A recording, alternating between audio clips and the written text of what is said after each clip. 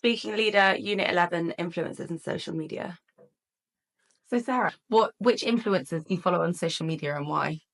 I follow a whole range of influencers, but I'd say the ones that are most influential to me are Kayla Itzines.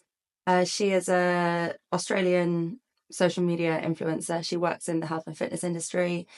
She was one of the first females and one of the first people to launch an app and have an online program.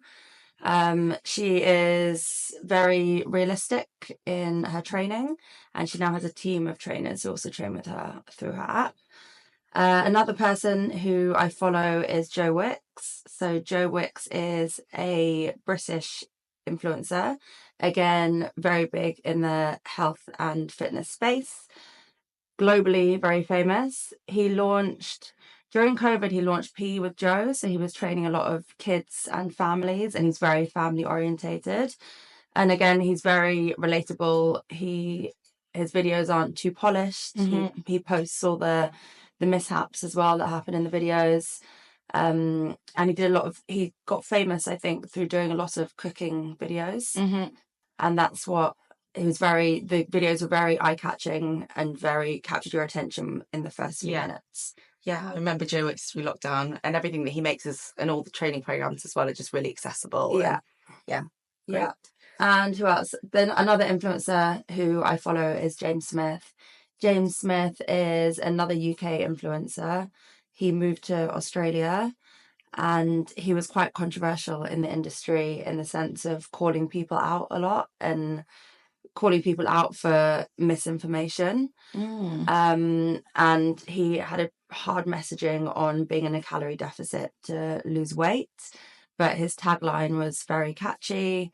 His content is so captures your attention from the second that you start watching it. And he's recently moved through to a lot of educational posts and educational content. So he is another big influencer, fitness influencer in the industry, and definitely one who is very famous and has really captured his audience and knows exactly who his audience is. Do you follow any other influencers that aren't in the fitness industry? I follow a few beauty influencers to take their tips and tricks on how to do their makeup. It's definitely shorter than watching a YouTube video. One influencer who I follow who I think is really great in the delivery of her videos and very clear in the delivery of her videos is Sarah Ashcroft. She is a big beauty influencer.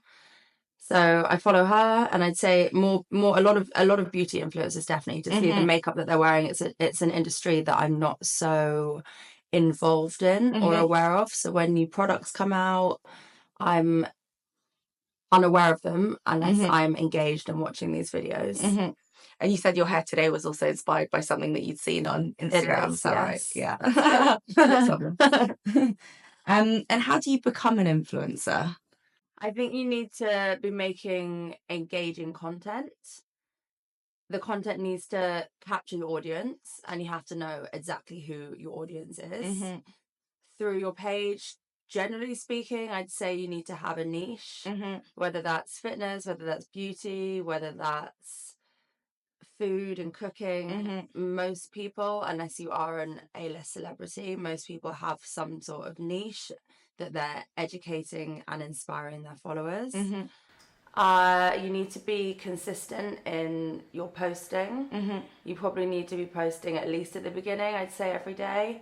And then as your following grows, you can be a little bit more specific and maybe a little bit less frequent once you have your audience. I think you need to know exactly who your audience are. So you're speaking to a specific demographic. Are they male? Are they female? Are they younger? Are they older? You need to know who they are and speak to them in a way that is relatable to them. Also, you need to be relatable. So I think Instagram can be a very polished version of someone's life. And it is, I think, important to post when things maybe aren't going so well. And that's a way to definitely capture your audience and and become a little bit more relatable to the audience that is following you. And yeah, and I think your content, I think you need to be aware of the algorithms changing on Instagram. And at the beginning when Instagram started, it was purely photos being posted, and it's evolved over time where you can have photos, you can have videos, you can have reels, and it's posting content which covers all three, as well as your stories. And I think the reels and the voiceovers and anything with that's a little bit deeper than a photo will definitely connect with the audience more than just a still photo. Have you ever bought anything because an influencer recommended it? So many things. The one thing about influencers is that the audience generally trusts them. So people are looking to be inspired. People are looking for the products that they're using in their own lives, looking at how they're using these products. And if you have the trust of your followers, then people will buy the product because you've worn it, or because you've said it's a good product, or the makeup, the makeup's it's a good example of that. Exactly. Yeah. Yeah, it's maybe especially in the industries where you're not as close to the actual products, you trust somebody's opinion on them. And I think fashion as well is a big one. So how has someone styled a certain item? How has someone worn a dress? Have they have they changed the look and worn a belt with a dress, or somebody that looks the same shape as you, or size, or I think fashion's a big one, but fashion's always, also because of everything you just said, is a hard one. Yeah, because there is so much. Exactly, there's an infinite amount of choice. But you also buy something that someone is wearing, thinking it will look the same on you, and it doesn't. Yeah. And in your opinion, what do you think makes an effective influencer? Consistency is very important. You have to be consistent. You have to be consistent in your posting, but also consistent in your messaging. That's a really, really big one. Authenticity is very important. You need to be posting authentic content that feels true to you, content that is reflective of you, your beliefs, your values, and your real life.